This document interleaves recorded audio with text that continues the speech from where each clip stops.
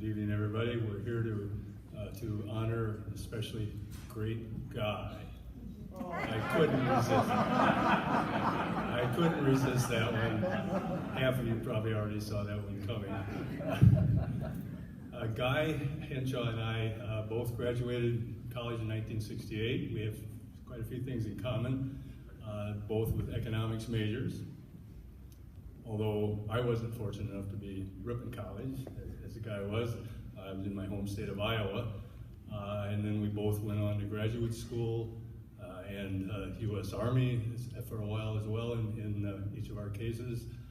I didn't know anything about Guy, of course, learned about him much later.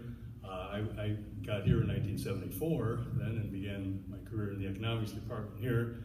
And Guy, as most of you know, and we can read about all the details, went on to a tremendous career in the financial services industry, finance, investments, human resources, banking, San Francisco, London, and consulting.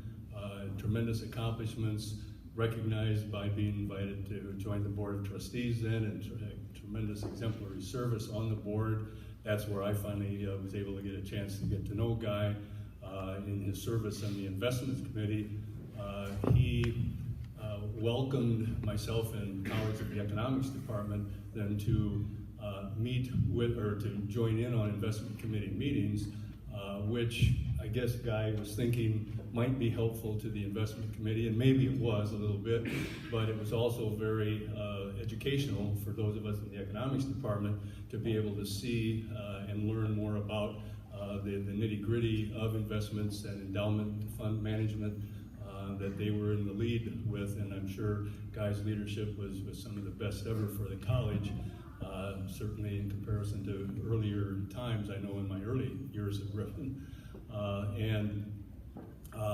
We even had the opportunity then at times, Guy would ask us to meet with him individually and talk about economics, talk about the economic environment within which the college's investment and portfolio were being managed. And again, Guy was expecting that to be mainly helpful to him, but he may not know as much as I'd like to acknowledge now that we learned a lot too, myself and the other economists, about some of the finer points of finance and investment and diversification, so I was able to incorporate things like that into some of my courses and teaching, and I know my colleagues were too. And so, though it may be minor compared to many other accomplishments of Guy, I thought it would be worthwhile pointing out that that's one of the many ways that he and his colleagues on the board, especially the investments committee, have contributed to the success at Ripon College, is filtering on down to our students.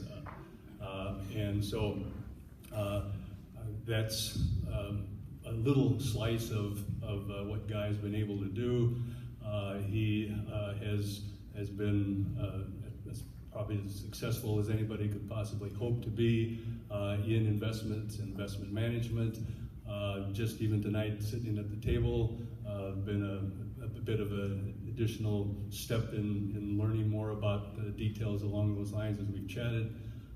And I feel very honored in these last, I guess it's getting close to 20 years or so of working with Guy from time to time. It's my pleasure to now introduce him for the last of the evening. You know, they say, as Bob reminded me at the table there, they save the best for last, and I don't know if that's necessarily true given the tremendous accomplishments of everyone else that's been acknowledged here tonight, but I think we can honestly say they saved the oldest for last.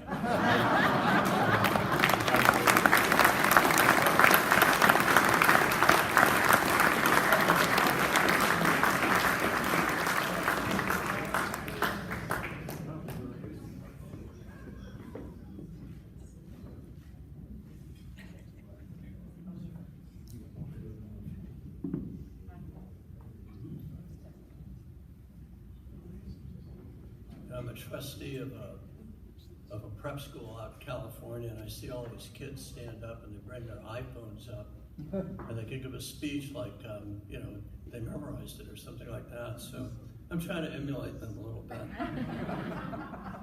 You know, I'm happy to be here for several reasons.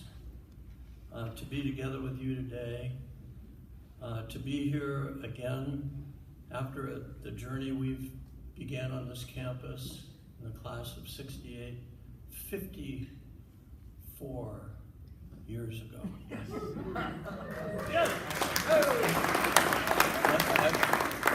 I want to thank you all for the opportunity to serve Ripon. The college has had a profound influence on me. I'd like to mention 5 people, if I might. Some of them, where am I? They're buried right over there. My great-great-grandfather, E.L. Reynolds of Ripon, Wisconsin, was one of the early supporters of the college and on the board of trustees. My grandmother, Laura Cunningham Reynolds, class of 1911, was my English teacher who said, "Of course you're going to Ripon College."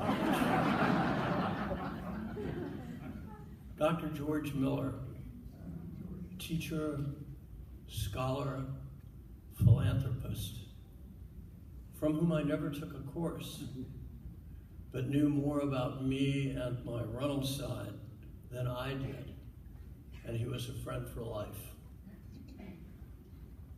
Dr. Livingston, teacher, scholar, provocateur. That's the faculty that's laughing right now.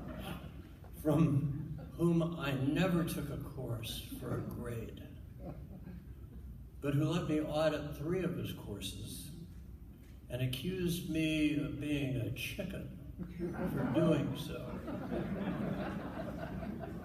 You know, I told him I couldn't game his grading system because it was irrational. We corresponded through the rest of his life. He was very helpful when we were working on new financial instruments, like the first mortgage-backed securities in the United States, for which there was no market, no preceding a model for us to follow.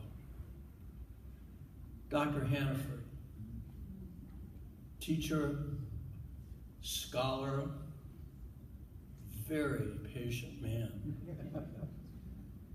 I lost a lot of sleep in the land of philosophy majors who were looking for logic and how people think. Philosophy, with your father's help, helped me understand math again, and it helped my B-class mind to understand the basics of decision-making. Ripon College had a profound effect on me. It changed my life. Susan, right there, and I are proud to support Ripon so that future generations can have a great liberal arts education, can develop the tools to contribute to a quickly changing world,